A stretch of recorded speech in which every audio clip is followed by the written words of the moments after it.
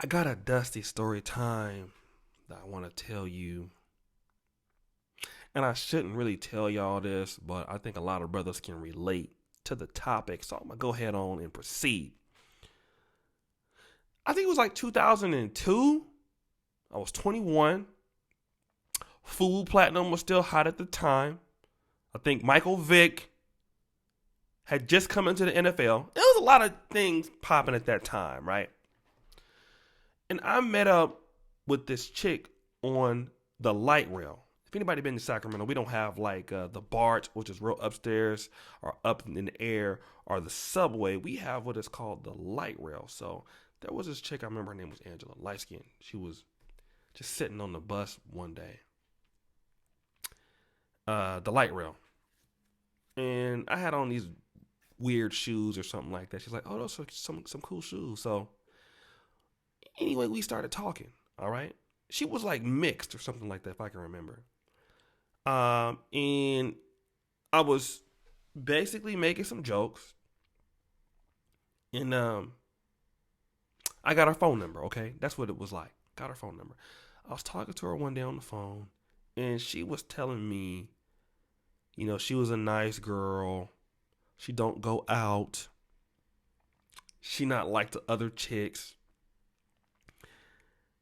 And me, I wanted to feel like I was special. It was something about me that made her give me the number. So I'm really eating it up. Within about 2 days, I'm in love, right? I'm calling her, leaving her, because you couldn't do the text message. I'm leaving the voicemails. Hope you have a good day at work and woo, woo, woo. And I'm planning dates. I'm planning all of this or that. Well, she comes over, all right? My mom was not there. She's gone for the weekend or something like that. And she came over and got there, and we was talking, and we was kissing. And then, as other brothers do, we try to go for that neck. You know how we do. We looking for the neck. Black men know when you're dealing with black women, you go for the neck, you in the game, and no, don't do that, no. So I being a Negro, I keep trying to do it. So I go for the neck. And then you go for the neck and you hear all of that. You try to go for the pants, the next step. And then, of course, she grab your hand like, no, it's not right. So then you keep going harder for the neck, harder for the neck. So he's still kissing, going hard for the neck, going hard for the neck. She's like, I don't even really know. This is our first time hanging out, Like, I don't really know. And I'm just trying to go for it. And then typically you hear, you take the pants off and then you start doing some other things. And right before it was going to happen, she's like, do you have a condom? I normally don't do stuff like this. But, okay. Now, for me being broke and ugly, you see how much work that took me to even get there? We're talking about just the basic shit. Y'all know what I'm talking about. And she was good looking, too. So you had to work a little bit harder. Now, when you start getting a little bit of money, the sex part is not as hard. It's the extracurricular stuff that they gonna say, I normally don't do this, but we talking about the, the mouth, the other parts, I'm talking about that kind of copulation and stuff. That there is different, okay? When you dusty like me, just to even get to the other part is hard. Let's go back to the story because I'm Strugglegate 2002. I got it. I'm feeling like a man. Took me a long time to get it. It's like when you broke and you're trying to get some coochie, it might take you 4 or 5 hours. Finally got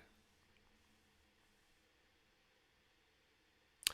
Sacramento's a small city, right? Going to Sacramento, and I'm just so proud to tell them I'm thinking of me and the girl relationship. I talked to one of my partners. And I was like, yeah, man, I was with this girl named Angela. He was like, Angela. He's like, Angela from where? I'm like, she live off of Florin Road. She was like, is she like this tall, booty like this? He started pretty much explaining who she was. I'm like, yeah, that's her, that's her. He's like, oh, that's my man. My man used to hit them all the time. I'm like, huh? He's like, yeah, I know a few niggas hit that. Yeah, man, like, niggas ran a train on her and everything. Like, yeah, man, she be going.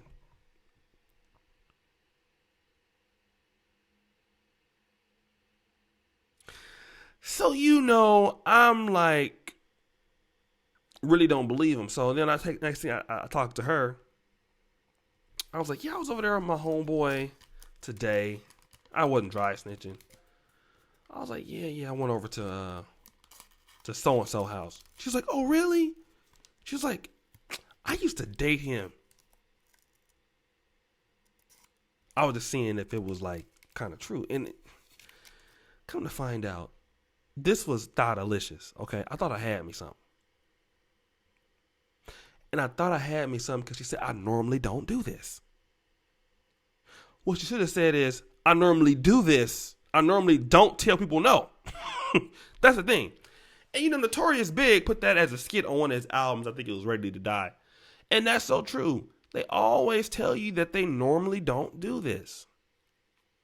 Now, again, if you are broke and dusty and, it's going to even be hard for you to get the regular stuff. But typically, some of the more taboo things they normally say they don't do.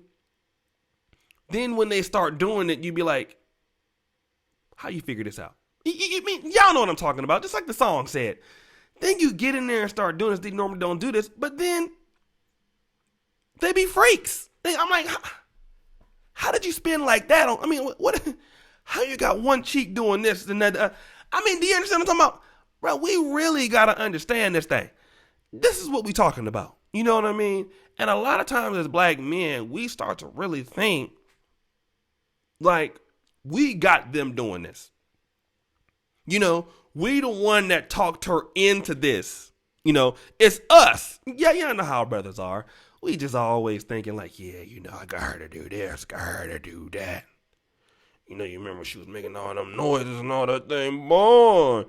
That's just what brothers be doing, man. We be thinking, but really, man, we are not doing anything special. And I know this is repeating a lot of stuff, but let me kind of go back to this. Women typically do not see us as we see ourselves. What happens is women will respect us as we respect ourselves. If you have a lot of respect for you and a lot of boundaries you set, women gonna respect those things. For sure, for the most part. But you see yourself as the top of the line guy here, and you very well might be, but this other guy who is way lower than you in many ways, that woman might not have the same discernment because women's idea of who is better than the other person is different. You know what I mean? So you thinking that you up here, and then you found out my homeboy Lil Charles had it, and you like, how the hell did he do that? And sometimes, women are emotional. They may do everything with him. They might not even do with you. You know what I'm saying? So brothers got to really check that out, man. My little thing that came off. I'm not going to re-record it because I'm ghetto. This is a good video. So that's all that I pretty much had to say about this. Brothers, make sure that you like the video, hit the bell, subscribe to your player partner. For all of those people, subscribe, hit the notification bell if you are new. I really, really appreciate all of you for being here. But y'all brothers know y'all been through this before. Woman told you this, told you that. She was lying and all that. You know how they be doing. So make sure that you got to hit the bell. I really, really, really, really, really appreciate you, brothers. Also, all my contact information is at the top, pinned to the top. Support me on patreon.com/NegroManosphere, $5 a month. Really appreciate all of you black men out there that have been really paving the way for us to create this kind of content. Black men are just the best, right?